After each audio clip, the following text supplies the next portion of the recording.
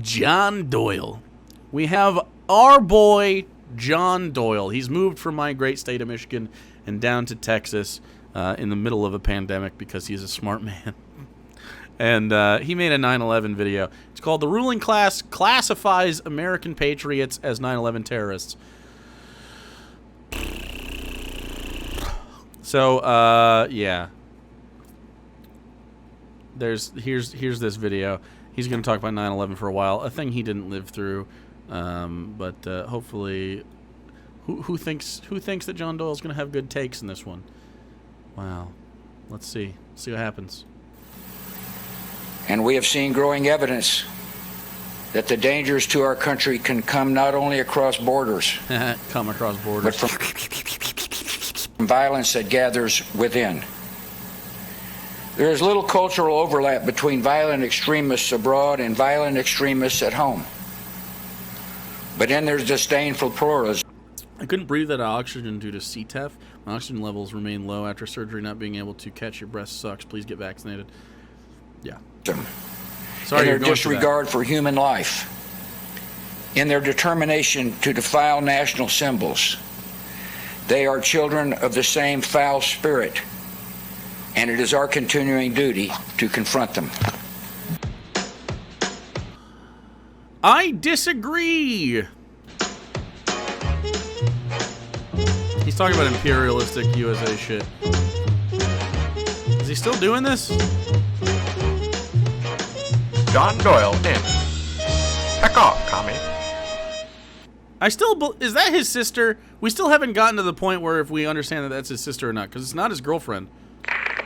Hello there, ladies and gentlemen. Welcome to Heck Off Commie. I wanted to do a two-part series this week about the ties between... So I have a big problem with how this new camera is going. First off, he has the future is... no. The future is male with the FE scratched out, which is just cope.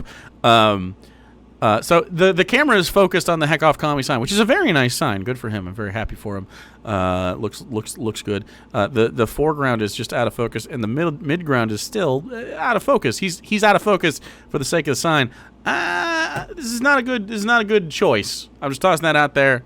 Yeah, we should just get a deep focus. Just focus on all of it. I don't know. Don't focus on this though. It's not a good look. Between liberalism and Satanism and conservatism and Christianity, respectively, while we're still in the wake of the new his old set looked better. Texas abortion laws and the resultant meltdowns from the fluoride stare women who don't even live in Texas, learning that they won't be able to sacrifice their children at the altar of self-worship here in the Lone Star State abortion more. But then I found something that I wanted to use for the intro of that video, and it's going to require a lot of editing that I just would not have had time for. He's not lit correctly. It's lit back here. I don't know, really weird. Because it's like an audio recording, and it would just be better if it were substantiated with evidence from contemporary American culture, like displayed on screen. Even though everyone, if you hear it, you'll understand why it's been totally vindicated. I don't know. I just get very particular about these things, okay? So he's particular about these things except for how this looks. We're going to delay that until next week, and then this makes more sense too right now since we just had the 20th anniversary of... Delay it until next week. This is the last thing he posted. He hasn't posted 9/11. I've got some pretty good takes on that, so we'll just get those out now, and then we'll do the two-part series next week. Very epic, but when I talk about 9/11... He did not do that, unless I'm missing it. Did I miss something? He didn't do... Unless he's got another thing somewhere. He doesn't have... Nope, this is the last thing he did. Okay. All right. None of that happened. Maybe he got COVID. Uh-oh. 11, I acknowledge that I probably sound pretty calloused. I don't mean to. I would imagine that's because I was like 2 years old at the time. I don't think anyone who either doesn't remember 9/11 or who wasn't alive for it can really understand the impact that it had on the country emotionally. At least he accepts that he can't, but he's going to do it anyway, I bet. So I would say, to give me the benefit of the Caller Kitten, thanks for giving one a Quinn. The doubt. Just keep in mind that, just because I'm not joining in with everyone else talking about how we can never forget how we were attacked because of our freedoms, that doesn't mean that I don't understand how horrific that day was. It's just that I can't help but be honest about how I look. I don't think he does understand the day at all. I don't know that you can, to be totally honest. So, I mean, surprise. I am going to give him the benefit of the doubt as far as like the emotional aspect of it. You can't. You know what I mean? You just can't. You can't know. Yeah. I mean, How old is he? I mean, if he was 2 years old in 2001, then he's 22 right now. Yeah. Look at it 20 years later. So I will read to you the bullet points that I posted on Instagram about 9/11. You know, I used to be able to do this on He was Twitter. 2 years old in September. Yeah. He's 22 or 23. But then I got kicked off for advocating for participation in the democratic process. Like, That's not what he did. He fucking doxed somebody. a good little civic process enthusiast. So now I have to do this on Instagram. So you should definitely follow me because I post pretty good content over there too. But anyways, I said the biggest takeaways from post 9/11 America are that 1, the peak of our post-war unity required a terrorist attack in New York City. Is he saying that it was an inside job, dude? And we'll never achieve anything even remotely close to that degree of unity again, even if something similar happened now.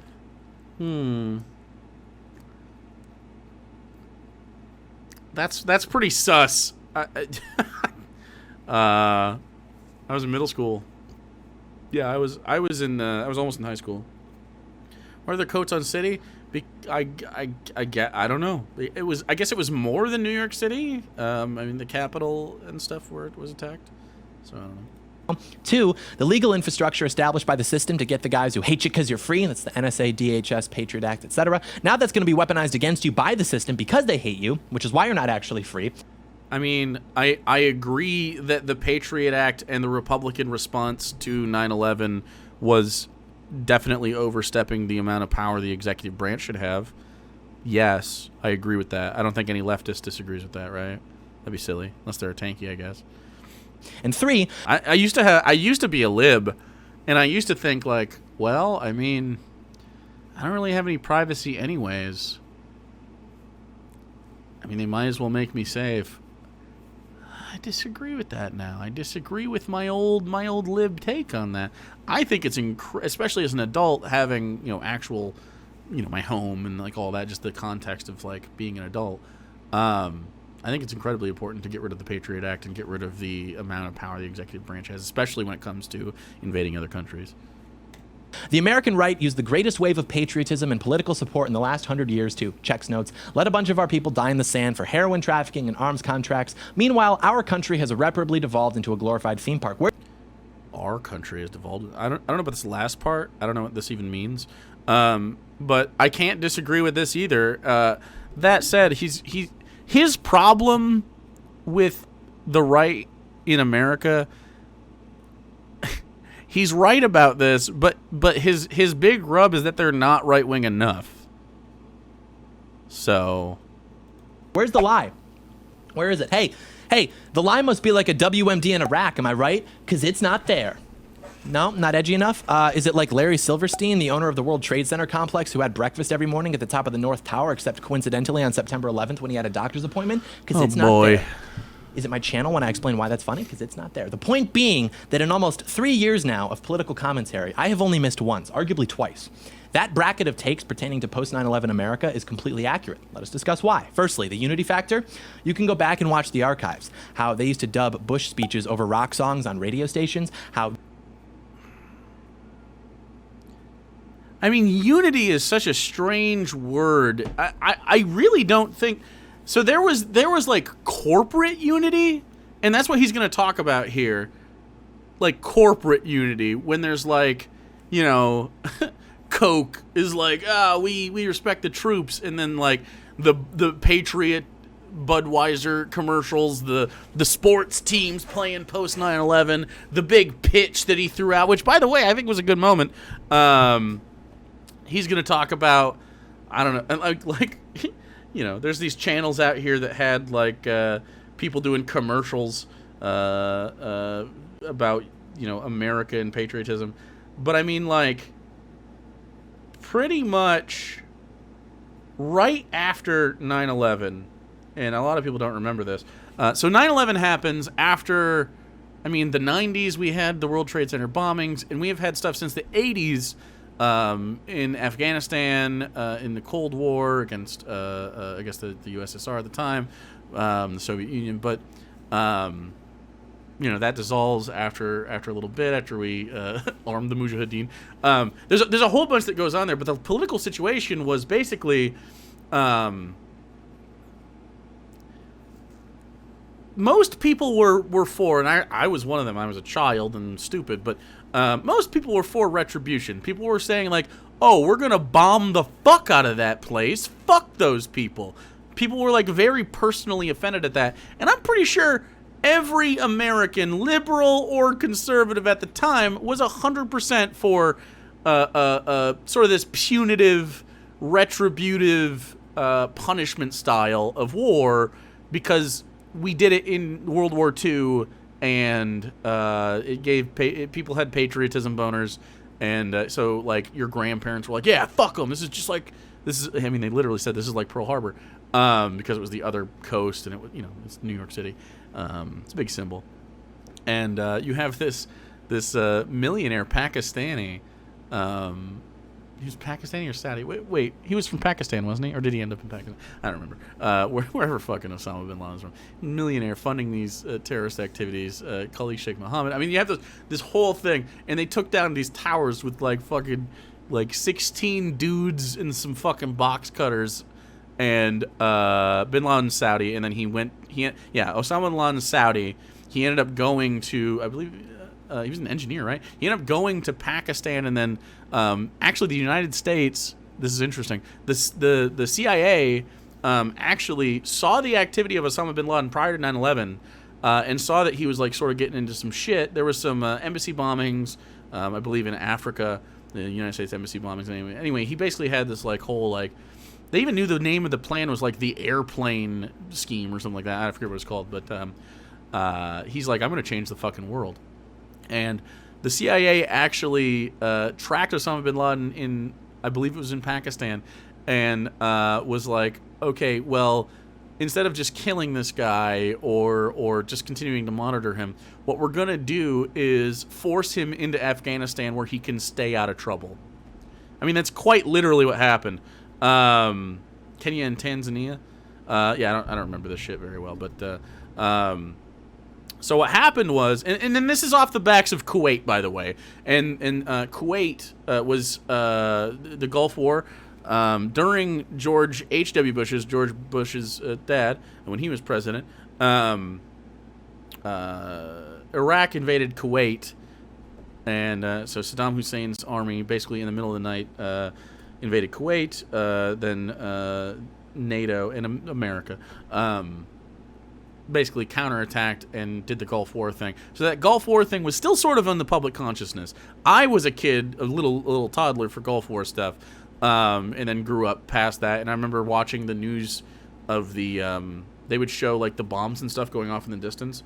That happened again during Afghanistan during Operation Shock and Awe.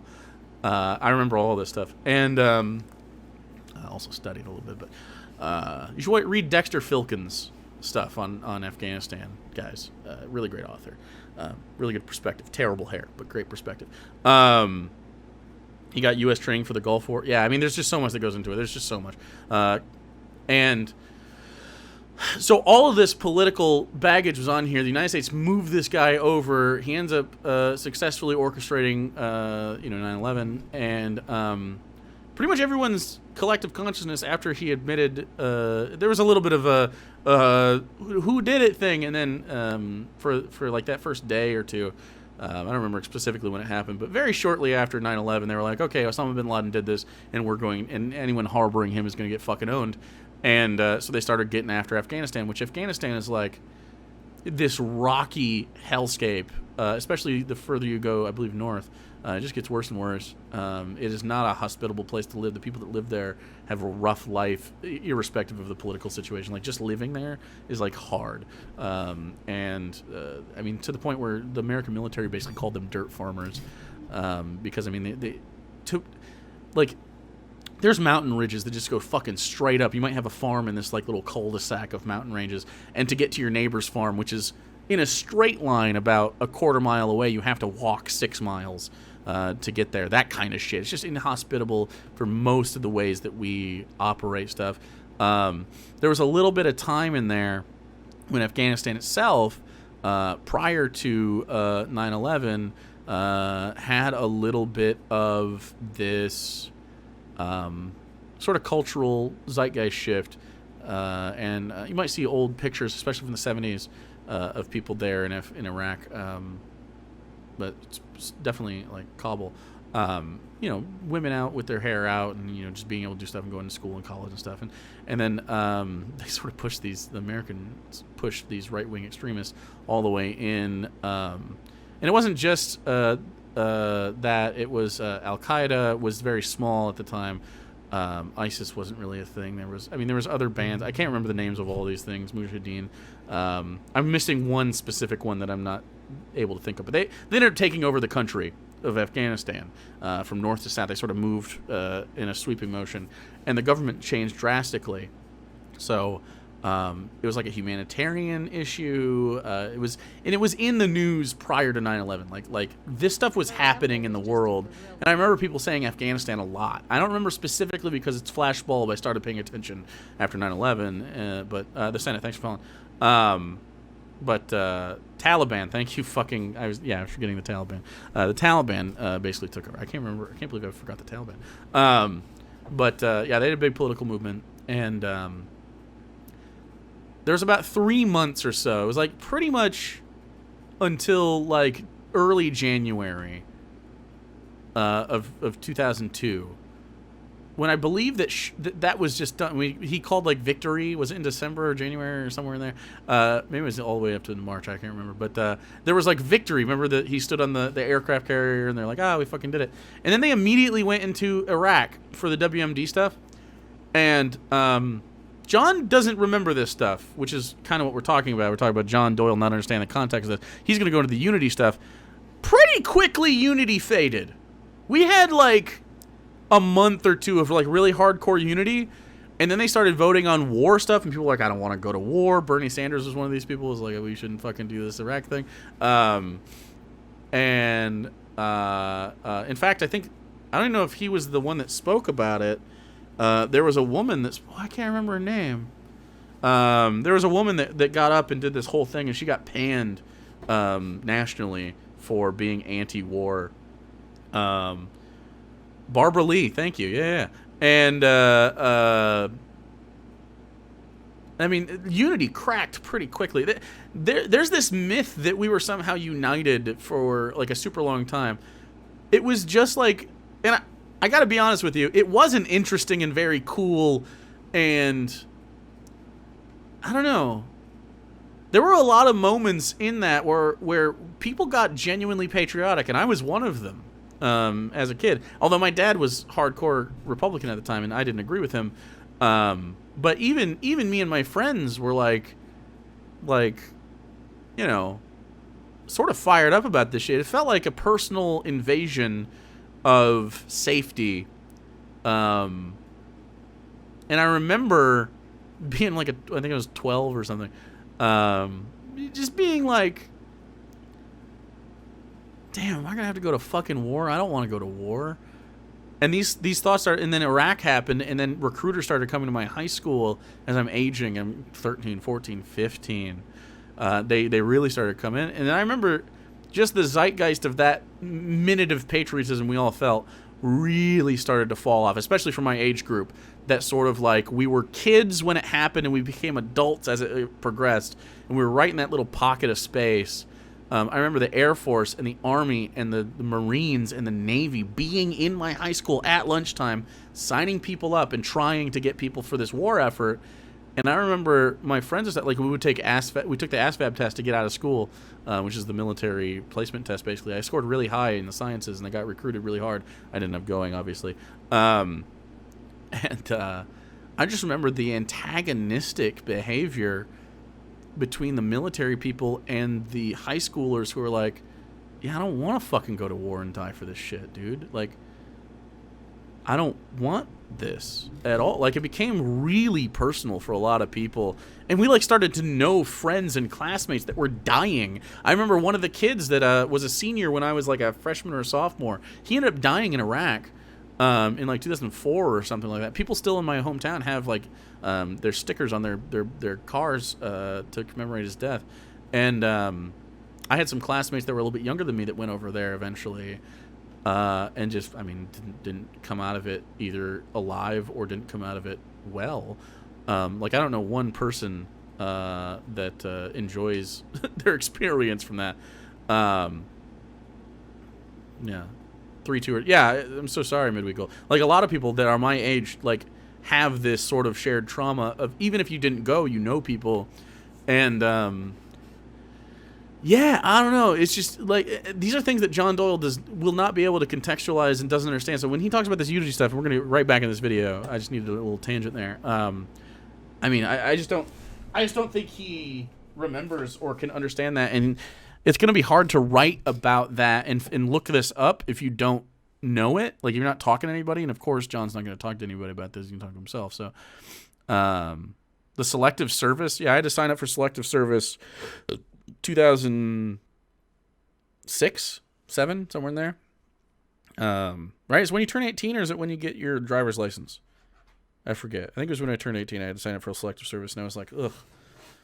This is so interesting. I'm also 21. Well, yeah, it was a lot. It was a lot. Turn 18. Okay, yeah. I still have my Selective Service card somewhere. But, yeah, super dumb. Disney. I remember people being worried about getting drafted, dude. Would have all like, genuinely worried. Randy Callahan job, thanks. Callahan job. Thanks for the follow. Sitcom stars talking about how much they loved America. Sitcom stars. This is Disney Channel. That's Shia LaBeouf, and that's Lizzie McGuire. What was the fucking actress's name? I don't remember. In between segments of the shows and these little montages. That was the highest degree of unity that any of us had ever seen in our lifetimes and probably will ever see again. And Hillary Duff, yeah. Now that's just completely gone. And in general, the trends show that our unity as a country has been dissolving for decades. Like, you can look at, for example, the trust levels between 1972 and 2012, dropping from 46 to 32%, about half the country saying they trust their countrymen to about a third in 2012. And still, that was 9 years ago. That was before Black Lives Matter went mainstream, before gender theory went mainstream, before cancel culture, before Antifa. So I love that he's placing all of the world's ills on the left, but he started this off with saying, like, wow, hey, here's what the political right did that fucked the world, and he's blaming the left for fucking lack of unity. It's like, do you know what the left is? Like, do you actually understand what the arguments are and what people on the left are saying? The left is actively trying to unify.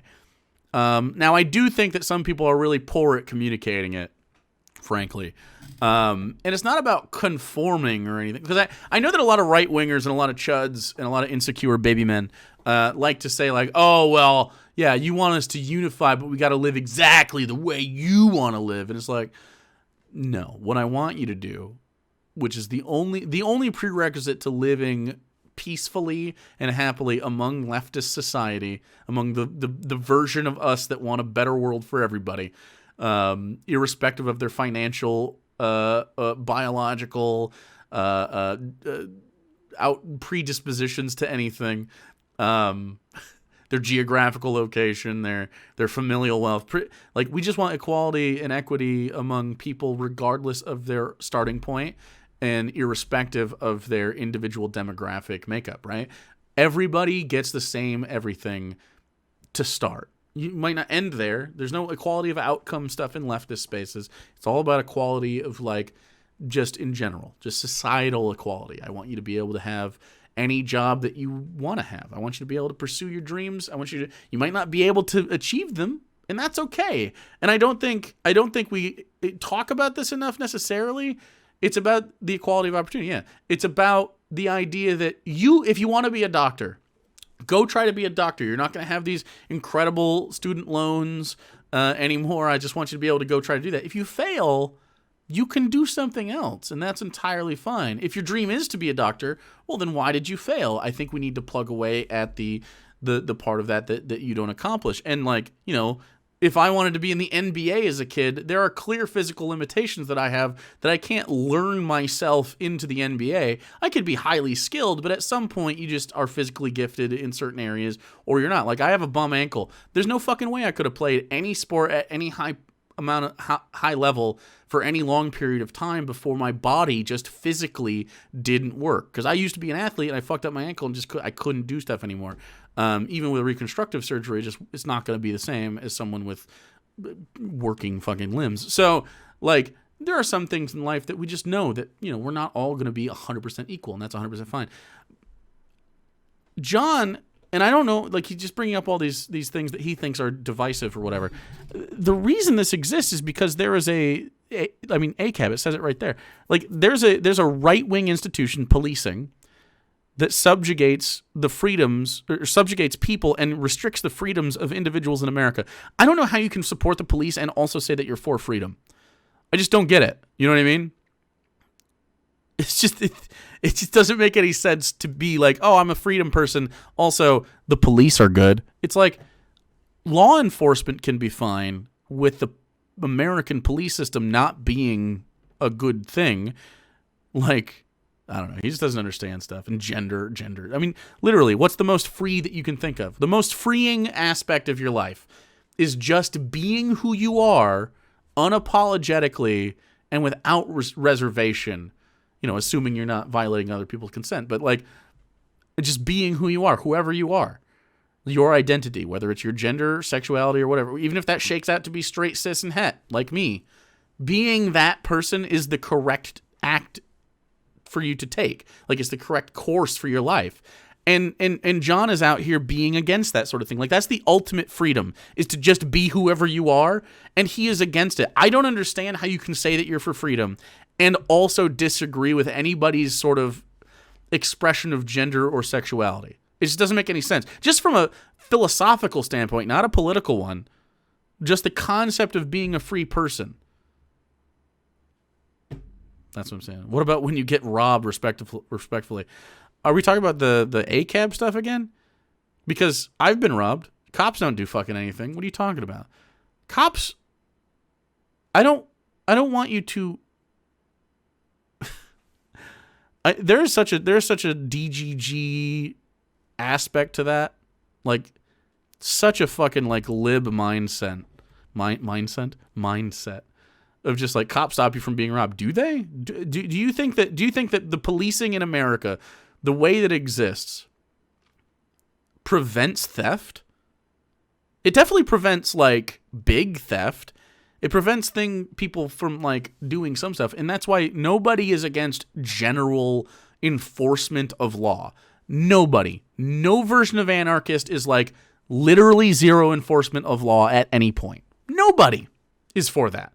If you hear the words ACAB and you hear people saying we should defund the police, and you think that person wants to live in a society where there is no protection of your personal safety or what you would call property or any of that, like you're just asinine and you don't understand the conversation, which is fine, but only if you're willing to listen to what the actual conversation is about. The actual conversation about law enforcement is that police in the United States do not, in fact, protect me or my family or my property from anything. What they do is punitively punish people who violate those things. They do not prevent it. And you can call it deterrence, but I mean, clearly it's not that big of a deterrent. Not to mention, if I don't have cameras in my house, what are the odds they're going to be able to find someone that stole my TV? You know what I mean? I have had things stolen from me before. Someone broke into my car at my apartment complex a few years ago, and they stole some random shit out of there. And I didn't even write a police report. The police ended up coming to the apartment, and they're like, why didn't you write a police report? And it's like, what do you mean? What are you going to do for me? I'm going to involve myself in police, take time out of my job you're an ineffectual, pointless group of people that don't protect me. In fact, I would argue the police are the number one most antagonistic body of the population to a normal American citizen, irrespective of their race or gender or criminal status. Irrespective. Literally just, have you ever felt comfortable with a cop driving behind you on the road? Ever once? No. The answer is no. Of course not. Have you ever felt comfortable, made more comfortable, being in a situation and having a cop with his gun on his hip walk into the space that you are in? Maybe it's a diner. Maybe it's a Walmart. Maybe it's just in the drive-thru. Have you ever once, even as an employee, have you ever felt more secure? The only time I can think of being more secure with a cop that has walked in was after an event.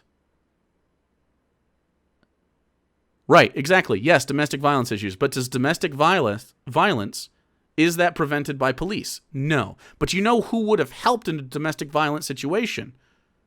Someone capable of dealing with domestic violence. Someone capable of preventing domestic violence. How about instead of, after the domestic violence happens, we send someone with a gun to the situation that has a 2-year community college degree and ran a little bit, you know what I mean? There are cops that live in my apartment complex and I feel less safe with them there. Of course. Because they are above the sort of natural social order, right? There are cops that when are around, they know that they can get away with stuff because they're cops. You can live a little bit above the law. In any time, of course, like the idea of being a cop and getting out of your own speeding ticket. Like just that is a great example of why policing in this country is broken. It's a fraternity. If you don't believe that the police are a gang, you don't know what a gang is. Try to explain to me, define gang without it having anything to do with police. And if you say an organized criminal enterprise, I would agree. I called the cops on a domestic abuser. I wasn't the abuser's target, but the abuser convinced the cop I had overreacted and the abusive victim got a lecture from the cop. Cops are worthless. Of course they are. They're not trained for this shit. Also, domestic violence is present in 40% of households of cops. True. So, yeah. I mean, cops just don't help anybody. The only time an American cop tends to make someone feel safer is an active shooter situation if you're not the shooter or are not near the shooter. Like, that's pretty much the only thing I can think of.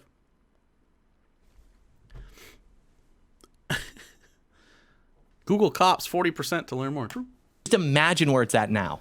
I would guess something like 20%. That is not sustainable for a country. And we've been declining for a while because of many different factors, namely mass immigration from the third world. Immigration. He's blaming immigration. And the post-industrial restructuring of the economy. But the point is that to get... But we are post-industrial. To a state where you could come together with your neighbor and say... Or aren't a minority? I don't know. I'm not a minority, and I'm not a minority in any situation except for being non-religious, and I do not feel safe around cops at all. That you were proud to be an American, to wave the flag, to actually be unified as a country. That required, as we said, a terrorist attack in New York City, and that unity is never coming back. Even if something like that happened again, it just isn't, because the people in this country are too nihilistic. I remember sitting in a classroom at my high school when the Parkland shooting was occurring, and I was following the coverage on Twitter, and you literally could not navigate through it without seeing all the memes that people were making about the shooting, which isn't to say that you can't joke about things like that, but it's just that the people in this country are not serious people anymore. Like, we largely have no honor. We largely have no purpose. And if something like 9/11 happened again, there would be no unity. No, instead there would be an orchestrated consolidation of animosity against American patriots, and they would have the explanation for that all worked out in the... But what's the American patriot in this situation? I need to make giant squids blow up major cities to unite the world. I mean, yeah, he thinks that Ozymandias is the good guy in The Watchmen. Just wild. It's just wild. I don't understand what this honor shit is about. What is honor? Explain what honor is. Because when I think about honor, I don't think Republicans, because what I associate with honor is integrity. And integrity does not mean never bending when you're wrong. Integrity specifically means being able to stand up for what is correct. And then if you find out you're wrong, being able to have the intellectual integrity to humbly accept that. Honor is what Zuko was looking for. You fucking dweebs, man. Just dweebs. My guy needs to watch Avatar. Media by the establishment in this country to serve their ends at your expense. And my evidence for this is the second point, which is that when 9/11 happened, we established things like updated surveillance systems in the NSA, we established the Department of Homeland Security, we had the Patriot Act, we had all of that, and now that is all being weaponized against American patriots. What do you mean now? That was weaponized immediately against American patriots. Because they're simply defining you as a domestic terrorist. So he thinks an American patriot is a right-wing extremist, and that because they are using the Patriot Act to monitor right-wing extremist American patriots, he thinks that is a bad thing. It's just wild, dude. These people wanted to, like, murder public officials. What are you talking about? How's that an American patriotism thing? What do you mean? The government is legitimate. Everything that they do is legitimate. Everything that they tell you is true. That's not... Has he talked to a leftist in his life? And if you disagree, you are a He talked to me, but he didn't ask me about this shit. threat to them, which makes you a terrorist by definition, which enables them to weaponize that post-9/11 infrastructure against you. He's whining about January 6th. Despite the fact that it was supposedly created to defend you or whatever, which, by the way, I promise you is going to happen provided that things don't change. Why would it not? As we saw in the beginning, George Bush literally took time out of his address to compare Trump supporters to the 9/11 terrorists. He literally said they're cut from the same cloth.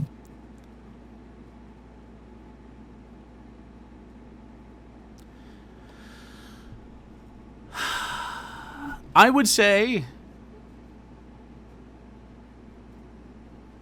I'm trying to think... I don't think that Trump supporters disagree with extremist Islam as much as they think they do. I mean, anti-LGBT is the number one thing that comes to mind. The number two thing that comes to mind is the sort of women's liberation movement and how they are both against these things, any sort of feminism or whatever. Like the idea that a man should rule the household. I think the only thing that they disagree with is the severity to which something like the Taliban or Al-Qaeda might try to do these like public whippings. They're like, oh my god, look at this public whipping, and the burqa. Oh, look at the burqa, because they still like titties. But I mean, like, let's be real.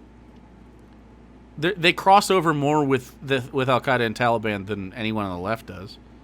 Isn't that a bad thing? Like if you made just like a Venn diagram, or not even a Venn diagram, just like, you ever seen those who should I vote for things during election cycles, and you go through and you list the okay, well, how do you feel about this topic, and then you read all the things and you select your answers to the best of your ability, and then at the end of them it says like, oh, well, you align with Bernie Sanders 97%, Hillary Clinton 72%, and Trump 33%. Like, who should I vote for? I guarantee you they would have roughly, if you just did an Al-Qaeda sort of like hardcore right-wing extremist theocratic government, and like what they like about that, they would overlap with it more often than anyone on the left would overlap with it by a million miles. It's not even close. I mean, let's be real. I mean, they're pretty much the same, except one is a little bit more severe.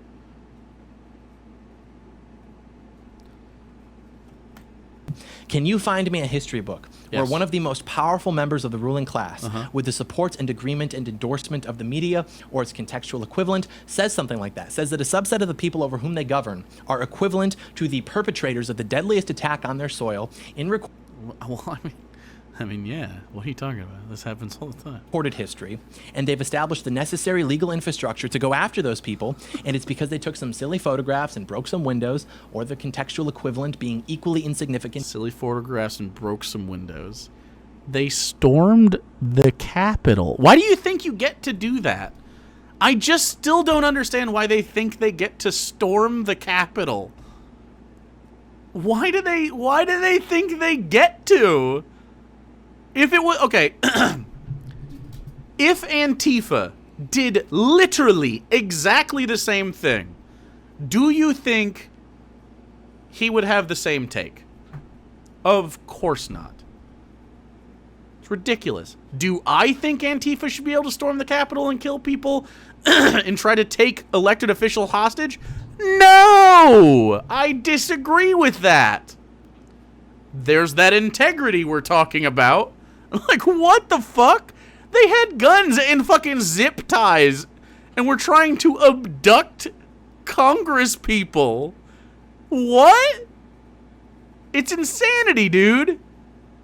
And inconsequential. And then, in the immediately succeeding chapter of... And before Tankies call you a fake lefty, I would say that Tankies are fake lefties. How about that? If you're a Tanky, if you identify as an authoritarian leftist, you're just straight up a fascist.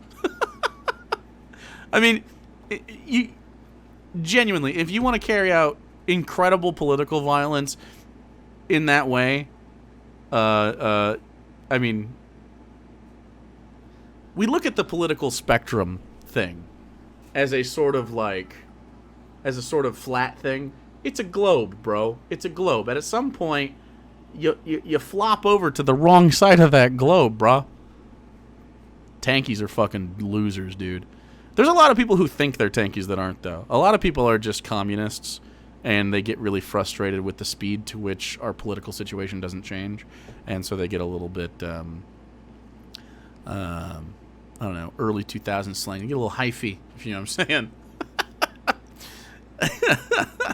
They get a little bit, they want to throw hands, you know what I'm saying? Just chill. Just fucking calm down, dude. You'll be fine. Of this history book, everything just goes back to normal, but then it all... I don't think it'd be fascism. I mean, I don't see a difference in putting capitalists in concentration camps versus putting Jewish bankers in concentration camps. Do you really see a fundamental difference between those two things? Genuinely? Because I certainly fucking don't. I am 100% fine if you are a capitalist. What I am not fine with is your adherence to capitalism as a religious doctrine in the way that it is. Because I could make a lefty version of capitalism that was compatible for everybody, frankly. And I don't think anybody else wouldn't be able to do it. It's pretty fucking simple. I mean, you just literally stop commodifying. That doesn't make them fascist. I mean, it makes them essentially fascist. I mean, fascistic regimes use authoritarianism to homogenize the political discourse in a space. And that's exactly what violent tankies want to do. So, I mean, I don't see a fundamental difference. You can nitpick about whether or not to call them fascist, but why? For what reason? So that you can separate yourself a little bit further from it? Why? You're going to rest on your laurels about it? For what purpose? What's the material benefit to being like, well, that's not technically fascism. It's fascism. It's fascism in any way that matters at all to anybody on the ground experiencing these things. And that's all that fucking matters. Like, it's like, well, it doesn't follow this specific route. It's like, there are many ways to skin a cat, as it were, which is a horrifying statement. Putting landlords and feudal capitalists in labor camps as rehabilitation is not the same. Don't put anyone in labor camps. The idea of putting someone in a labor camp is fucking cringe, and you should feel bad if you agree with that. I think you missed my bits. I probably did. Did you put them at the end of the sentence? H. You did. Put them at the beginning. I miss it. I miss it when the biddies are at the front. Some Antifa members broke some store windows during Trump's inauguration. The Trumpists were excited about throwing the book at them. Yeah, of course. Yeah. Exactly. Do you mean an American prison? Exactly. If you are for punitive prison sentencing, right? In the name of rehabilitation, putting them in labor camps, in a labor camp.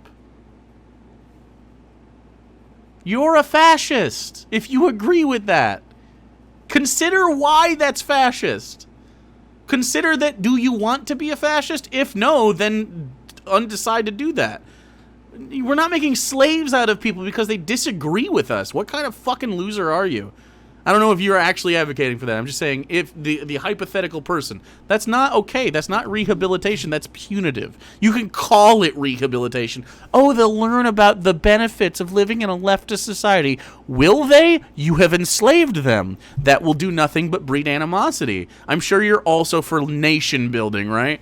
Like, come on. It's not a different thing. It isn't different. Or deprogram them? No. No. No. Crad babes, you are advocating for fucking wild stuff here. I'm not dismissing them as fascists. I'm labeling them fascists. I'm not dismissing them. I am taking them incredibly seriously. Tankies are fascistic. Yeah. Tankies are not allowed here, too. So if you continue to do this stuff, fuck out of here! You fucking scumbags. Seriously. Anybody who thinks that there's some sort of fucking re-education camp thing happening, absolutely fucking scummy, dude.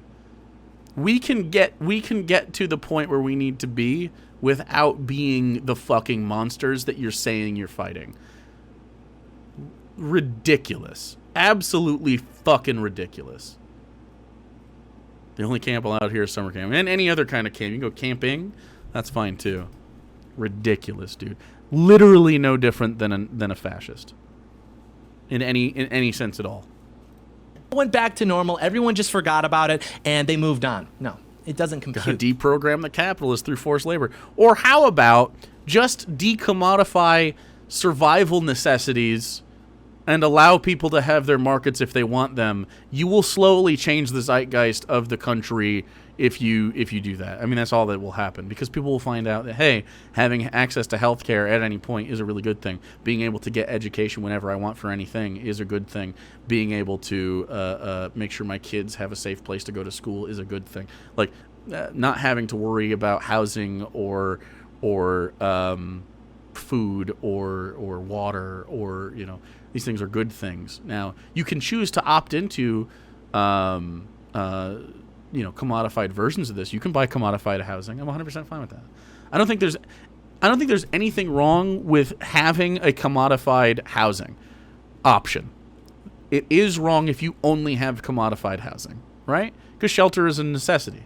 I mean, that's pretty much all it is. If we just give people the idea that, hey, you could say, we've talked about this before, if you could live in the apartment you have now, which is probably not a very big apartment. I'm assuming you want more apartment than you have unless you're very well off. If you could live in that without having to pay rent for it, think of what you could accomplish in your life. Because how many of our lives are stalled by money? A lot of them. Pretty much all of them. Media, thanks everyone to letters and stuff. And if you don't have an apartment, also consider that. Rent a living room for almost $600 a month. My house is about $600 a month. My house is. Thanks, Traction, for following. That doesn't include all the other stuff that goes into having a house, but it's not more expensive than just the rent for an apartment. Yeah. So I don't need more apartment, but I can live in a really small space. Sure, but if you wanted more apartment, or if you just have a small apartment, that's fine too. Really can't wait to move. See, this is the problem. A lot of people have stunted financial growth literally due to the financial burden that survival requires. Consider a capitalism that exists, right? And capitalism will exist. And again, Tankies can't fucking deal with this. They just can't. Right-wingers can't deal with this necessarily either. But Tankies can't deal with the idea of capitalism existing at all. Again, it's like this metaphor I use all the time. Capitalism is a pool. We are in the center of the pool. Walking to the edge of the pool and getting out of the pool still means that you are wet. You have never gotten out of a pool and been immediately dry, right? You are still covered in the water from the pool, even as you move out, even as you get shallower. Excuse me. Got a little thing in my throat for a sec. Ugh, awful. But,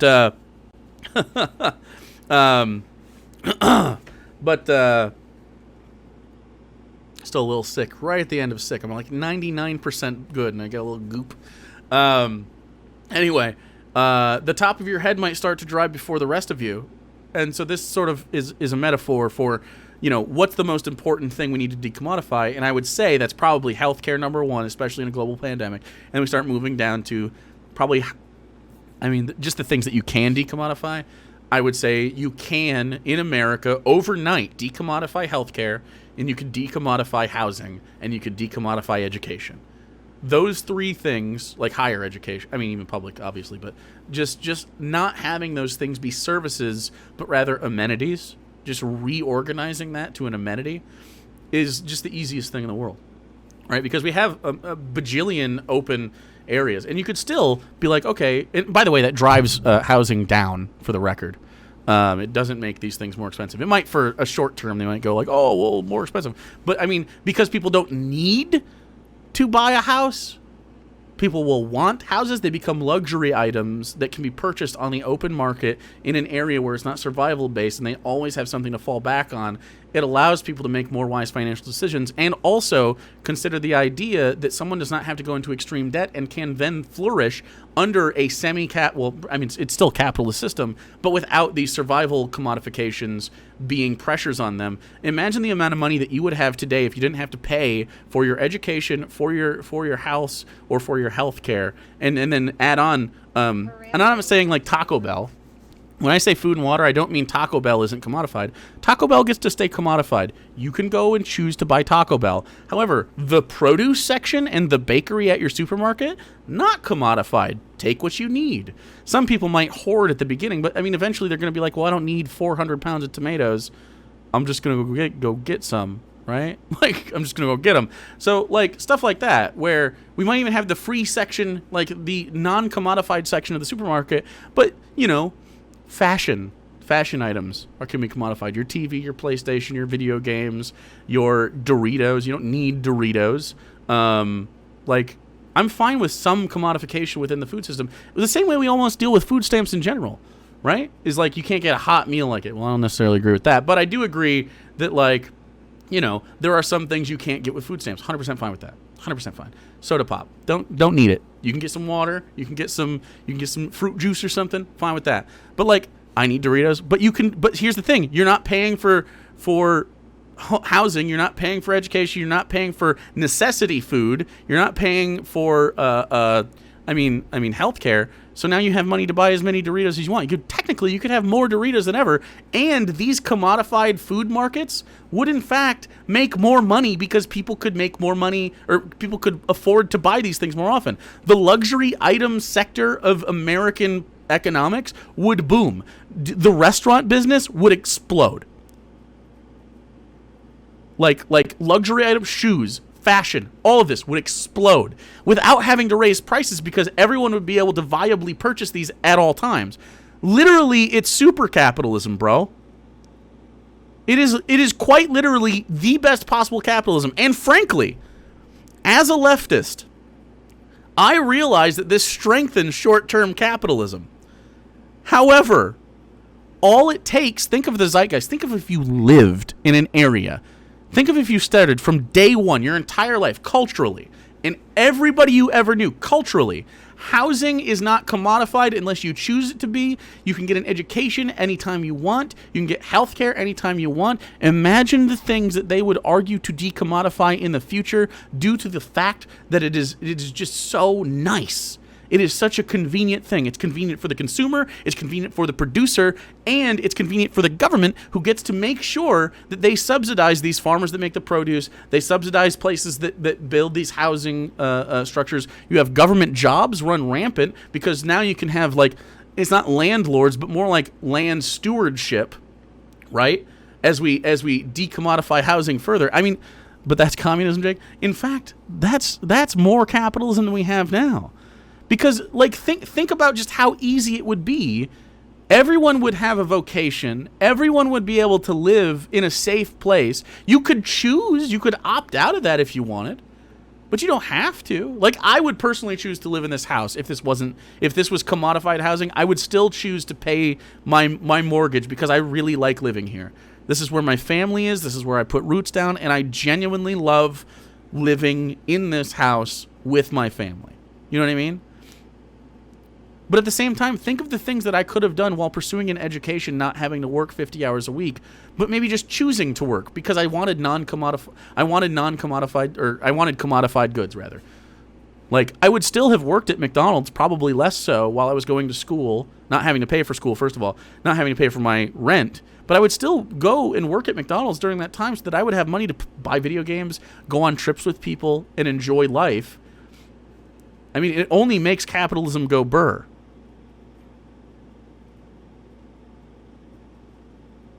Anyway. These people hate you because you love the country that they're trying to destroy. It's really that simple. Does this when I said all the things I just said, and we're going to keep going, but John makes me pause a lot.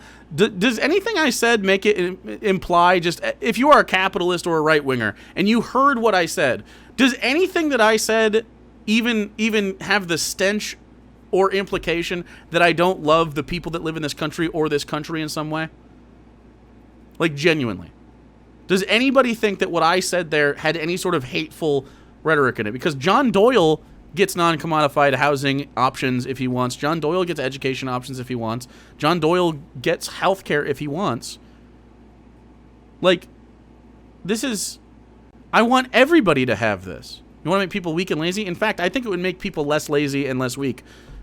I genuinely think people would be less lazy and less weak, because a lot of laziness is not laziness. It's not people not wanting to do things. Think of every time you've ever been lazy in your life. Every single time you've been lazy in your life. Consider why you were lazy. Most of it is that it was stressful and hopeless. Most of it. Oh, I have to go up and go do this government document shit. I have to go get my ID, and then I have to go get my social security number, and I have to license this car, and I have to register it. And like, it's just a lot. It is a lot. Life is complicated.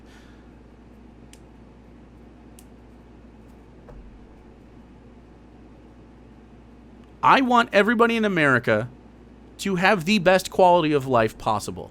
This has nothing to do with politics, necessarily. I mean, it's a political thing, I guess, in general. But just decommodifying survival things. That's it. It's the whole thing. Mental health care, vision, dental. Like, imagine a United States where mental health care was part of the normal experience. And just being able to contextualize your feelings better, being able to communicate better with people, being able to make sure that you have healthy people in your life. We'd still have problems. We'd still have crime. We'd still have all sorts of issues to deal with. I mean, but we'd all come from a point of, security. And I think the one thing, what is the thesis? What is the reason that we have a country? Like, what is the actual, genuine reason to have a formed nation state with borders and with a government and with all of that? What is the reason for it? Because we don't have to, but we chose to. So why did we choose to? And you know what the answer to that question is? It's simply to feel secure. It's for happiness. It's to try to be happy. How many people in America today can say that they are genuinely 100% happy? Or even 90% happy? Or 80? Or 50? You might have good days, you might have bad days, but I think the experience overall is at the tipping point where we are like a coin flip every day between being happy or being sad or being upset or whatever. And not like minimal stuff. Not like, I had a fight with my boyfriend shit, which happens and is valid. But I mean like genuine existential dread about all sorts of stuff. Climate change. Vaccines. And then the pandemic, being able to afford to exist. You know what I mean? It's just a lot. Her ramble was just a gorilla. Oh, Fox, thanks for following. Johan Bratwurst, thanks for following as well. Johan! And I'm pretty happy, too. I'm a very happy person, but I won't say that I'm 100% content, because I have people in my life that aren't as content. And it's usually financial. And I can't help with that 100% of the time. I have to make sure that my family's okay. That doesn't feel good. I don't feel good about the fact that I see someone with a GoFundMe that I want to be able to pay for, but know that I have to hold off on because I need to do stuff, right? I need to do stuff for me and my people because I can't help anybody if I can't help myself first. And that sucks, right? Because we want to be able to have a better life. And I don't want John to have a bad life. Even though he's a shitty person and I think he sucks. I don't want John to have a bad life, and I certainly don't want his life to be destroyed. I don't want him to die from COVID. I don't want him to get hurt every day. I don't want him to get cancer and not be able to afford cancer treatment. Because if he can't afford cancer treatment, even if I don't really care if he dies, and I don't. If John Doyle dies tomorrow, am I going to feel bad? No. But do I want him to die? Hell no, dude. No, I don't think about John Doyle enough nearly to be like, oh, I need him off the planet. I want him because I want every American to have the most maximally possible good life. It was wild. Just wild. That's what leftism is, dude. Not this fucking re-education camp shit. Not this fucking whatever he's saying we do, which is just like, I don't know, we just want to divide people. It's like, no one wants to divide anything. We want everybody to be better. We just want everybody to be happier. And that's why the third point especially resonates with me, which was that the American right used the greatest wave of patriotism and political support of the last 100 years, and that's probably generous, but still, to check notes, let a bunch... Nerfish Splurgen, thank you so much for the incredibly kind 5,000 biddies, dude. Thank you. That's very kind of you. of our people die in the sand for heroin trafficking and arms contracts. Meanwhile, our country has irreparably devolved into a glorified theme park. I really believe that. And the moment that occurred to me was actually last spring. I think I was in this downtown area, and there were lots of really nice shops and restaurants. And this area actually used to be like a nice area, you know, pretty safe area. People would bring their families there all the time, etc.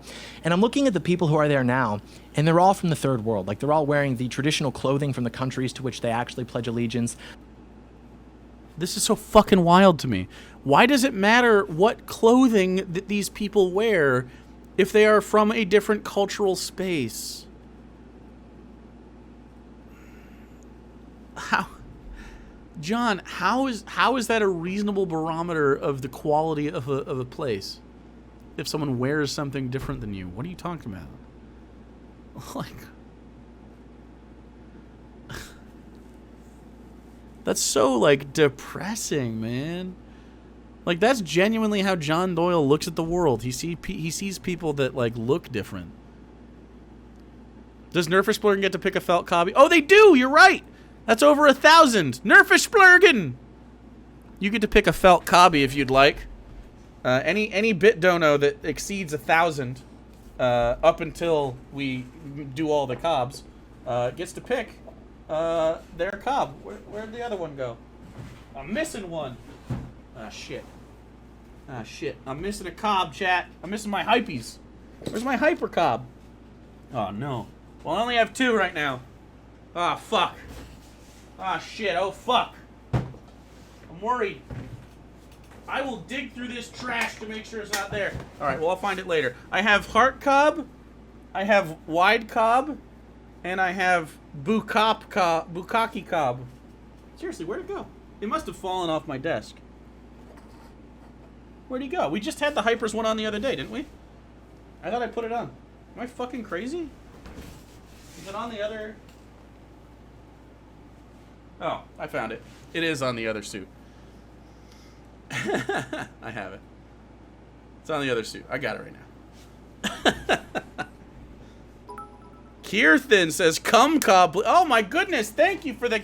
Oh wow. Well, I didn't know that was going to happen. Nerfish Splurgen, did you say anything? Did you pick one? Nerfish Splurgen. Thank you, Kirthan. I will absolutely give you the cum cobby. There you go. Beautiful. America's great because we're a melting pot of different cultures. Yeah, and I think it's beyond the melting pot. And thank you again, Kirthan, for the very generous bit dono. Bit donos are great, by the way. Even though I love a subby, bit donos are great too. Because I get every little bit. It said wide cobby, you got it. Wide cob. Take the wide cob. Oh, there you go. Take the wide cob, homie. You got it. I'll put the wide cob because it's such a big dono right on the chin, dude. Right on the chin. Wide Cabo. Is there more than one Buka cob? No, this is just the one. I didn't know this was an incentive. Yeah, it is an incentive. We didn't. I'm really bad at pulling your money out of your pockets. I'm really sorry. I forget to pimp shit all the time. You know what I mean? I really genuinely forget to maximize capital. That's my fault. But yes, this is the thing that we could do. I think at some point we should have a curation stream and we should just go through it and you guys can tell me, hey, what do I need to change about this channel to make it actually make sense again? You know what I mean? What kind of organization do I need? Because I, if you didn't know this, probably have big time ADHD and I forget shit. I genuinely, if you ever gotten to me and I said, oh yeah, cool, I'll get back to you, and then I didn't, I forgot. Genuinely forgot. So, definitely get after it. You're a bad capitalist. I'm not very good at it, that's for sure. But yeah. Anyway, thank you for the support there. They're all speaking the languages of the countries from which they originate. And I'm watching them. You're a bad capitalist. Here's some biddies. They're littering. They're letting their kids run around, knocking stuff over, screaming. And they're all standing in line outside of these designer stores. They're all standing outside of Tiffany's and Louis Vuitton and Gucci. Why are you mad about this? But none of them are coming out with anything. Like, they're literally just waiting in line to go into the store for the experience. So I asked one of the employees, hey, does anyone actually buy anything down here anymore? She goes, no, people don't come down here to shop anymore. And so all of our sales are just happening online. And that's when it clicked for me. Like, oh, this country is literally just a glorified theme park. It's interesting that he's mad about this. That really happened. Yeah, I doubt it. He's probably drastically exaggerating what happened. He probably saw one family that was on vacation in America try to go, oh, we should go to Louis Vuitton. That's interesting. Just want to help complete the set. Hey, thank you, Mint Kuro. Which one do you want? We have the Hypees and we got the Heart Cob.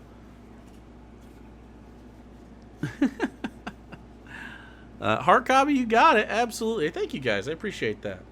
Did you say a bit ago you were going to make a smaller Discord for this community? Maybe channel suggest? Yeah, I was going to make a smaller community for our mod team and for, let's do this one over here, for curation, mostly. Just because not everybody has a Twitter and wants to deal with that, and so we could go. People don't come to buy shit anymore because sales moved to the internet. Sales not because of bullshit. But even so, he's mad about the fact that the consumerism has dropped in America, like Tiffany's and Louis Vuitton. He's upset that people don't want hyper luxury items as often as they used to. And it's not even necessarily that people don't want them. I know a lot of people can't afford them. But even so, these hyper luxury items, were they ever that, is that what makes something nice? It's such a weird way to frame a community, is that makes it nice, is that people would go into Louis Vuitton and purchase a lot of stuff. Very odd. Duke, thank you so much for following, dude. Nobody has any respect for it. Nobody has any knowledge of how to create something like this or knowledge of the brilliance and sacrifice that went into making something like this. They just show up and get whatever they can out of it. You mean the country? And these people send their kids to American schools and they vote. And over time, the ideas get more popular in the mainstream that America is evil and oppressive. We're colonizers. As if giving... we are colonizers. We literally did colonialism. I don't know. We called them the colonies. I don't know what... It is colonialist, right? And we're not saying to undo that 100%. Some people do, which is unreasonable.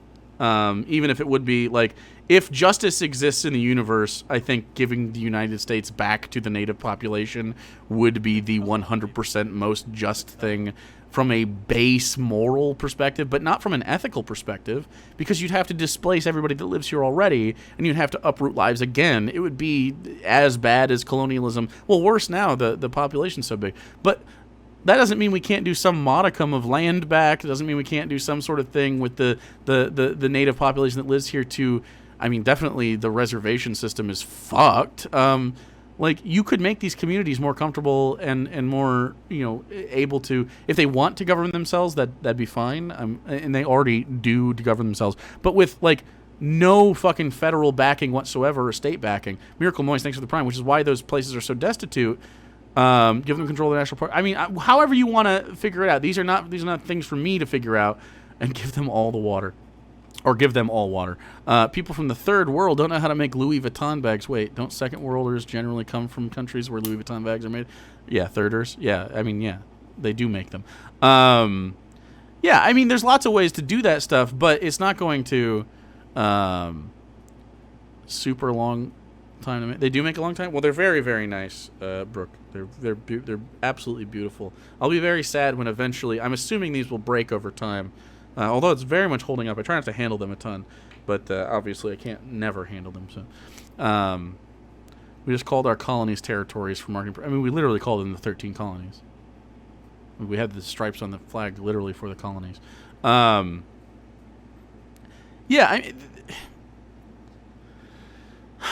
There's so many ways to sort of frame the country. As a leftist, we can understand, hey, colonialism is bad, and I say we royally, we didn't do it, but we as the sort of descendants of the people that made these decisions, even if we're not direct descendants. I don't know when my family came over. I know they came from England probably, and a little bit of, well, I think they were both English, the UK. I don't know where they came from before that. He sees the problems with capitalism, doesn't realize that capitalism is at fault. I agree. Like, a lot of the things that he's bitching about are straight up capitalism problems. Giving them access to the greatest societal amenities and systems ever created. I do have one more hypercob if you want to buy that. Except for maybe like a potential reduction in our weird pseudo-masochistic guilt was really such a disservice to them. It's not a guilt. I don't understand why he thinks that we have to harbor some sort of guilt about this. Do any of you feel guilt? Like personal guilt about any of that? I don't think that's correct. I don't think that's even healthy. Like that America had post-American. Those. Yeah, those were territories. Yeah. I see what you're saying. Yeah, colonizing further west in the Western expansionism. I mean, yeah, but they knew what they were doing. They called it Manifest Destiny, and they knew what they were doing. But I tried my guilt in ice cream. I mean, why would you feel guilt about that? What did you do? You have been I mean, quite literally, everyone that exists in the country right now is just a product of their geographical location and their familial wealth that they were born into. I mean, you didn't have any control over that. I mean, it's not your fault. What we can do now, though, and what the point is of leftists saying, hey, this country was built on colonialism, it's bad. The point is that people still right now, living today, deal with the fallout negatively of those decisions, and we see that, and we have the power to reconcile with that and change it for the better. Like, specifically with reservations and the native population that lives in the United States and North America in general, like, we can fix that right now. We can just do it. That's what the point is. So I think he mistakes empathy for guilt. I think you're right. Well, because it's not guilt at all. I don't think. And if right wingers would actually have the confidence to come talk about this kind of thing, I think they'd find. I think they'd find a better conversation than they'd expect. I feel angry and upset that it happened, but not guilty. I mean, I don't feel anger or upset that it happened in that way, if that makes sense. Like, I don't feel like active anger or active upsettedness. What I do feel is, I'm not angry at the history of it. I'm angry at the modern complacency. Does that make sense? Like, that's the part that fires me up, is that you see it, and, like, I can't personally do anything. You can't personally do anything beyond voting for people that would be about this. But we, as a nation, should reconcile that immediately. Right? I mean, why is it even a debate? We could just go like, yeah, that's a negative effect. We want everyone in America to have a better life. Here's how we can do that. And then talk to these native populations. You could do it one by one. You can do it as a conglomerate. I'd probably do it state by state. And just be like, okay, sit down at the table with us. You know, the state and federal government levels, along with however you decide who's in charge. You can do a council with everybody. From those communities that can make it. You could, I mean, preferably you'd go there and do it, and just understand. And, like, I mean, if you don't believe it's a problem, go to a reservation. Like, the fact that you might not feel comfortable going to a reservation is evidence that reservations are not very great to live on. You know what I mean? So it's a theme park. And maybe it's been a theme park for a while, but at least it used to be a cool theme park, right? At least we used to have, like, Captain America for a mascot. Who's our mascot now? What mascot could best represent the United States of America in 2021? Probably, like, transgender George Floyd with dementia. Right? What? Actually, no, just Captain America, but gay now. That's our mascot. And we've got bright lights, we've got entertainment, we've got corn syrup and pesticides and phytoestrogens. All of those things, by the way, literally all of those things are problems with capitalism. Literally all of them, even gay Captain America. Gay Captain America is rainbow capitalism. They're literally doing it because they know that phytoestrogen, that they know that it's soy. You don't even have to pay for parking, just a per mile tax on the way here, right? Dude, we could have reversed all of that. George Bush literally had the highest approval rating in recorded history. His word was gospel, and we did nothing with it because he's complicit in all of this and also very stupid. I am unironically of the opinion that if Buchanan had won in '92, and if Norm Macdonald, may he rest in peace, hosted The Daily Show or one of its equivalents, this country would be on the right track. he's gonna bow at the altar of Norm Macdonald's dead body for that. Okay, weird. Nicky Boy, thanks for following. Thinks Jon Stewart ruined America. Incredible. Schmusemitz, thanks for following. I believe the potential of those two men was that great. But that didn't work out, so we had to put our faith in people like George Bush. Norm Macdonald's not a conservative? No, he's a little bit centrist. But yeah. And we will discuss that speech excerpt momentarily, along with a few other points on this topic. But first, we actually have some good news. It just keeps flowing, which is that we have yet another fantastic addition to the Heck Off Commie sponsor roster. Oh, okay. He's going to do a sponsorship. I'm not interested in your sponsorship. Supporters, aka anyone to the right of Hillary Clinton, are being called domestic terrorists, and they are literally comparing January 6th to 9/11. They're styling it as 1/6 precisely for that reason, because in their minds, it's just like 9/11. In fact, many of them are saying it's even worse. Wait.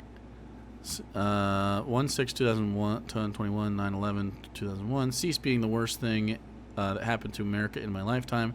It's a really weird and painful process to say that, but it's true, and quite frankly, it's not even close.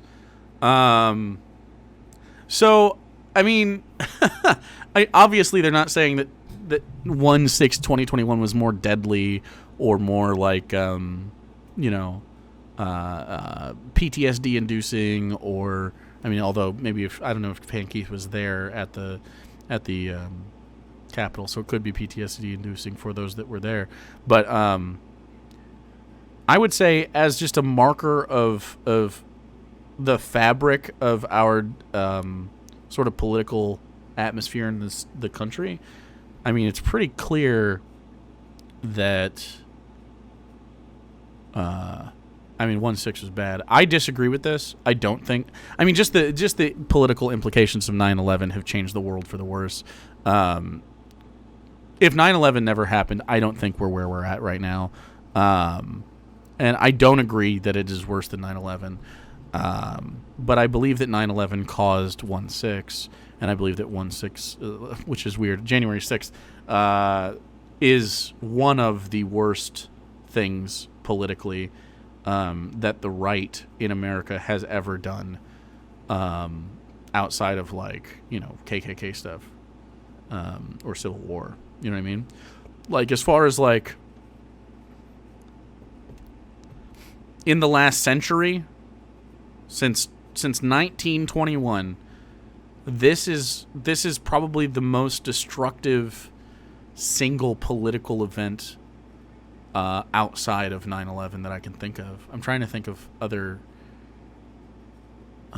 destructive political events, and this one was self-inflicted. You know what I mean? Like, I think that one makes it a little bit more sour than 9/11, because 9/11, at least the bad guys, air quotes, were not us, so to speak. But 9/11 was definitely worse for the geopolitical sort of what's the word I'm looking for? Climate, the geopolitical climate in the world. It made the U.S. worse. It made the right way worse. And we don't have the modern, like, the Tea Party rose out of 9/11, which turned into Trump supporters, which turned into January 6th. I disagree with this take, but I don't think it's that big of a rift that John is trying to say, because he wasn't there. I was there for both of these. January 6th is a blemish. I like the founding fathers and stuff. I know that they like to be like, oh, the founding fathers, yes, and they like to suckle at the altar. They like to suckle dick of like George Washington and all of those people. Thomas Jefferson. I think literally all of them, if they were brought back for one day, like Doctor Who, if they were brought into the future with Doctor Who and shown like what January 6th would be, and they could get the political context, I don't think a single one of them would be happy with that at all. They'd be like, "What the fuck is wrong with you people? You patriots? You're fucking cowards. You're betraying the country."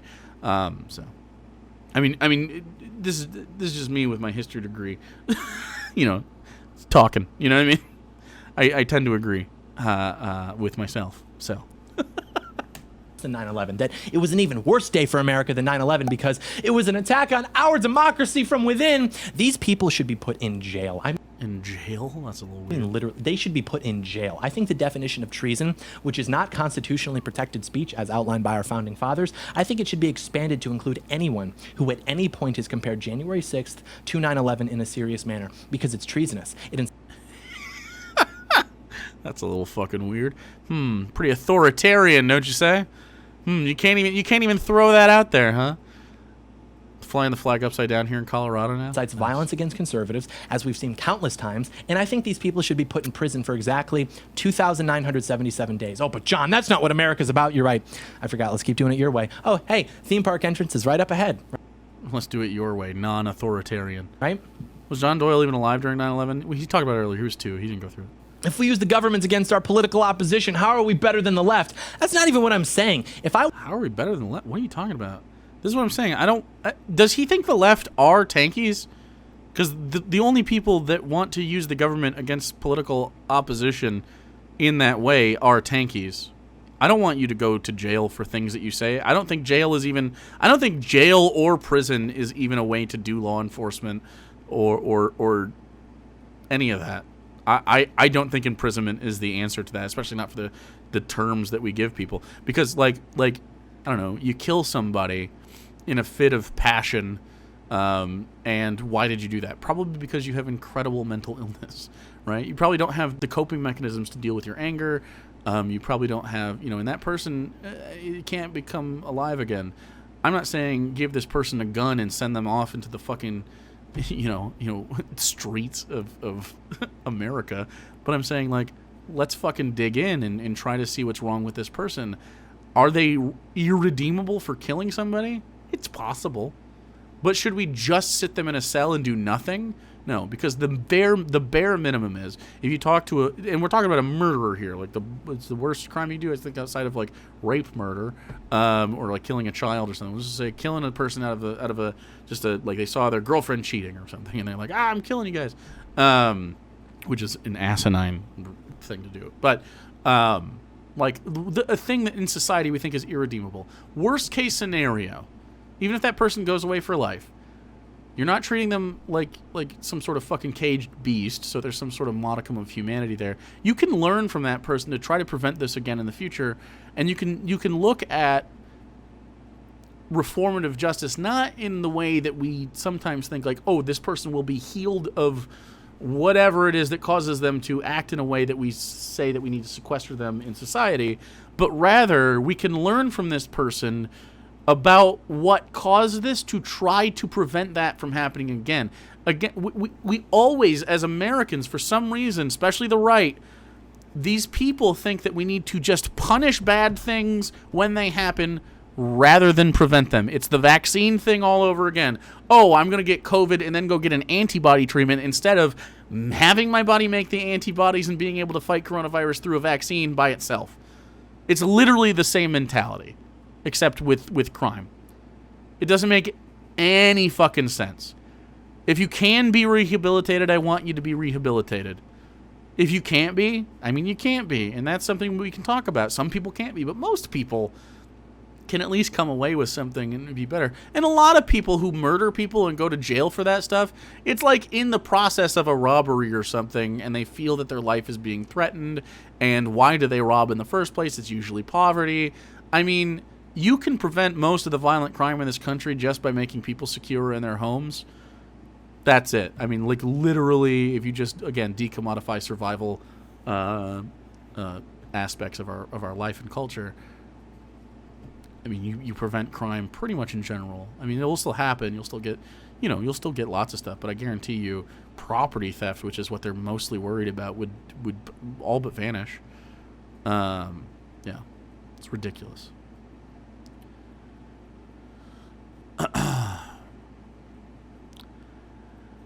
What would you propose to do with people who will inevitably... Okay, first of all, that's like some fucking Minority Report stuff, but inevitably violently resist any... How do you even predict that? What do you do with someone who will inevitably violently resist any attempt to build a socialist or even a more just and equal society?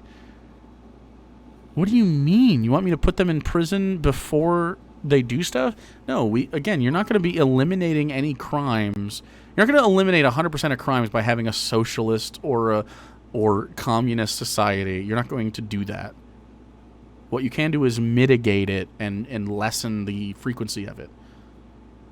It just comes down to a systemic issue, not a punitive damage thing. You're always thinking about, what if someone steps out of line? How about you just don't worry about that part right now? We're not even to that part. Why are you worrying about how we're going to imprison the political dissidents in our fake socialist society that doesn't exist?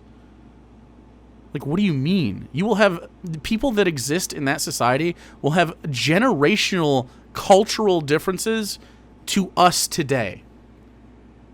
Because they would live in the socialist society. They would see the amenities that are afforded to them by living in this society. And the types of crimes that they would do would be vastly different. Like property theft in the way that we have it now, where you, like the other day, that video that went around, people stealing perfume from Ulta so that they can resell it so they can make money off of it. That kind of stuff doesn't happen when your basic needs are met and you have the option to have a job to buy commodifiable goods. Like, it could happen, but is it going to be normal? No, and you certainly can't profile someone because they're like, well, I don't think healthcare should be free. What do you mean? What do you want to get these people rounded up and put into camps for what reason? When you have medical stuff being taken care of for free, do you think the incentive for people would be to privatize that? Because the only reason we see that in like places where they have some socialist, like the UK and Canada are the two that I think of, and I think that maybe you're thinking of, is the two places where people are like, oh, private's better, is because they have a partially socialized healthcare system, but they still have commodified survival needs all over the place. They don't have the entire system built in. Healthcare can't exist on its own if you still commodify someone's shelter. Like, it's a Band-Aid that you could put on a society for a while. Like, it would certainly help America for a while. But if housing prices continue to increase and people can't afford to live in shelters, healthcare is not going to do the whole thing. And then if they can't do that, if they do get commodified housing but can't afford food, what's healthcare going to do for it? You have to do kind of all of these things in a society to have a good society. And when you do that, your political capitalist dissident isn't going to exist in the way that they exist today. Because most political dissidents, especially on the right, I mean, just in general, not really especially on the right, most political dissidents in general is born out of insecurity. And I don't mean necessarily personal insecurity, although that is it, but I mean like physical insecurity. Your life is not necessarily secure day to day due to the fact that we commodify these things. So you're like framing that as if, and Tankies often do this, they frame this like, what if we get a capitalist in our communist society? What do we do with them? What do you mean? You think that person is going to suddenly want to be forced to spend their money in their socialist market on stuff they don't currently already have to spend money on? Of course not. People are very stupid. They are advocating for these things because that's just how it is, and I don't want to pay for other people's stuff. But when everybody's paying for everybody else's stuff in regards to these socialized things, it takes one generation of people. Like, you're literally the first generation of people to be like, yeah, why would I ever pay for a house? I can have a house whenever I want. And if I want a bigger house, then I can buy it. Why would I want all housing to be commodified? These are not, like, you're not thinking about it in any sort of long-term way. You're thinking about it in the context of the society today rather than the context of society under those situations. Which is why Tankies, much like right-wingers, are incredibly short-sighted baby brains. Discordant Vol, yeah, the Carl Pans rams in the world are noticeable because they're rare, yeah. I think they might exist because we do have monarchists now. They're just going to be a relevant minority. I mean, sure, but they'll be irrelevant. That's the point. What are you going to put someone in prison because they have a different opinion than you? That shit's fucking authoritarian fascism. It just is. Like, Tankies are fucking weird. You're no better than John Doyle. You just agree with me that trans people are valid. I wanted to target my political opposition with the power of the state. I would just have my DOJ crack down on child pornography to achieve the same effect. The point that culminated in a coup that installed a fascist military dictatorship. What do you think What do you think the result of putting political dissidents is, other than a fascist dictatorship? Maybe not military. How do you not see that as dictatorship? You are literally dictating what people's thoughts can be. How? You have not thought about this in a way. Your brain does not operate in the way it should, and you do not understand cause and effect in a way. You don't have historical knowledge. You don't have the understanding of being able to contextualize like sociological zeitgeists in a population clearly. You are worried about a minority of a minority, and you are trying to enslave those people in your head in labor camps because they are politically dissident from you. It's wild. It is wild. Those who are better than the red. You know what I'm going to do right now, crad babes? You know what I'm going to do right now? I'm going to ask you very politely to stop with your tanky bullshit. Cease your tanky bullshit. Thank you. And if you don't cease your tanky bullshit, we're going to have to hot 600, and we're going to see how you deal with that before we take any further things. This is you live in a fucking fantasy world. You do not understand how these systems operate. It's just fucking wild. Absolutely fucking wild to me. Cease the tanky bullshit. You're wrong. You are 100% wrong. And you are as bad as far right-wing extremists. Quite literally. Not joking. If you had power in the way that right-wing extremists have power currently, you would be as bad. The veil of ignorance is a brutal master/mistress. It is an ignorance veil, 100%. You should genuinely reconsider your thought criming, dude. It's fucking disgusting. You disgust me. And I wish in the future that maybe you could reconsider that and not be so fucking disgusting to me. And even though you disgust me on a cellular level, I refuse to put you in a fucking labor camp because it's ridiculous. You are my political dissident. And yet I don't want to enslave you in a labor camp. Consider why. Point, hyperbolic as it may be, is that a serious country would not grant influence to people who say things like that. And people have always said stupid things. But this is different. This isn't just, ha, what if an elephant was blue? It's not even, ha, I'm a woman with a penis. This is rhetoric that is deeply, deeply insulting to thousands of American families. For fear of upsetting them, it's not about upsetting them. What do you think? Labor camp is just slightly upsetting? You dumb fucking loser. Are you kidding me? You're a fucking dumbass. Thousands more American families who lost people in the resulting wars, to tens of millions of families who supported Donald Trump as a presidential candidate, and to our country as a whole. Six. People who say things like that should not be allowed to hold any position of influence in governments, in media, or in education, because we are down so bad. I have to compensate by taking things to the extreme because we are down so bad. I apologize. I don't mean to alarm anyone. I'm just negotiating. This is like literally, I mean, how is this different from what the Tankies were just saying in chat 1 second ago? How is what he is saying different? I have to call for them to be imprisoned so that the counteroffer is just that they're not allowed to be teachers and politicians and stuff like that anymore. If you're that anti-American, then you should not be platformed or employed anywhere that receives tax dollars from American families. That makes sense to me. Wild shit, man. But back to the W thing. I really hated that speech he gave. The audacity of basically condemning the people who rallied behind you, who fought and died for your wars and for your father's wars, who defended you, to come out on the 20th anniversary of 9/11 and basically call them equal to the people who perpetrated the 9/11 attacks is just so purely dishonest and evil. That idea, it is so evil that could only have spawned in a meeting in Washington, D.C. I felt like Syndrome watching that because, George Bush has always been stupid, but he was charming, right? Like, he would just say stupid. Human rights violations are just a little upsetting. Wouldn't want to just basically upset them a little bit. Tankies are fucking brain dead, dude. There is a big difference. There is a huge, big difference in protecting yourself from police violence and advocating for fellow citizens to not be abused by the fascistic arm of law enforcement that is the police in this country, and then taking political dissidents and putting them in fucking labor camps. So fucking different. Like, these people are absolutely asinine. Like, what kind of fucking revolution is that? You want a world where everyone has equity except for those that don't. It's not different. It's just not different. What kind of labor, though? I don't know. You know how fucking commies are about labor, dude. That's why I can't call myself a communist. They're so...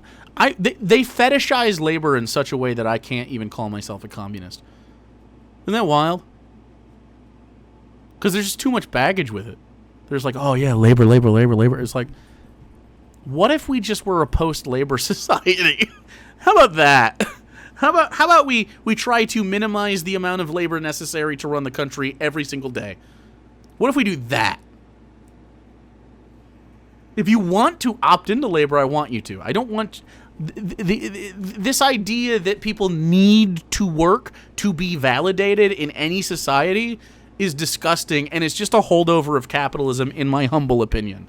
It is it's quite literally just a capitalistic mentality of like your value is determined by the amount of economic output you get and how much money you accrue, versus just your value to the country and to the fellow people is relative to how much labor you accomplish. It's gross. It's fucking gross.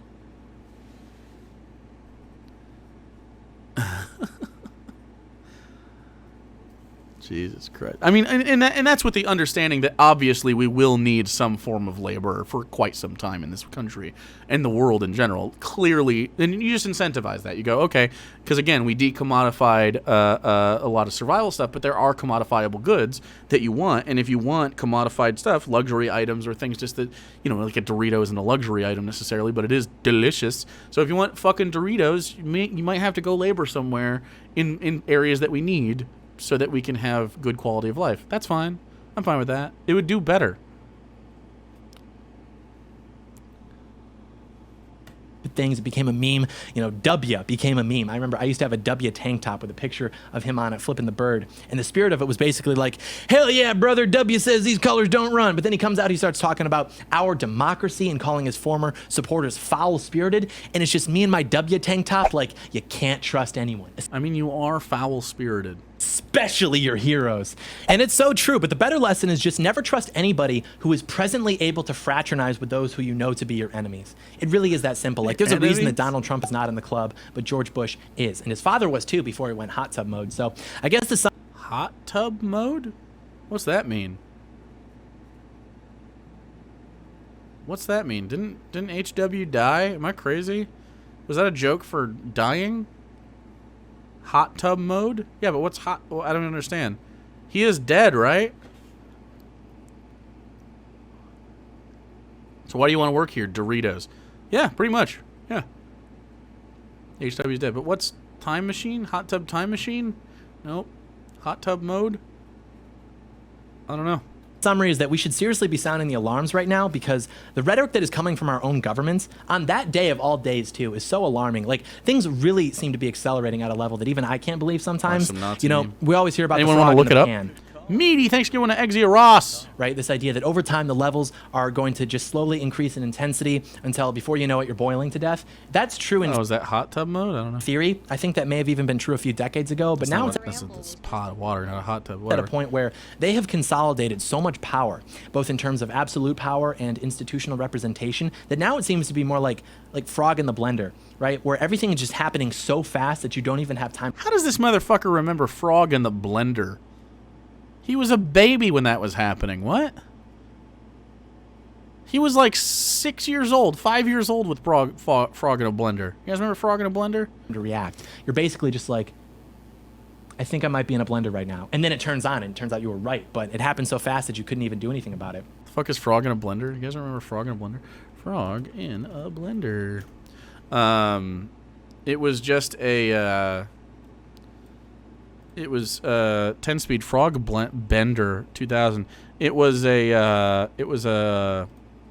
on an albino black sheep. It was on like Newgrounds.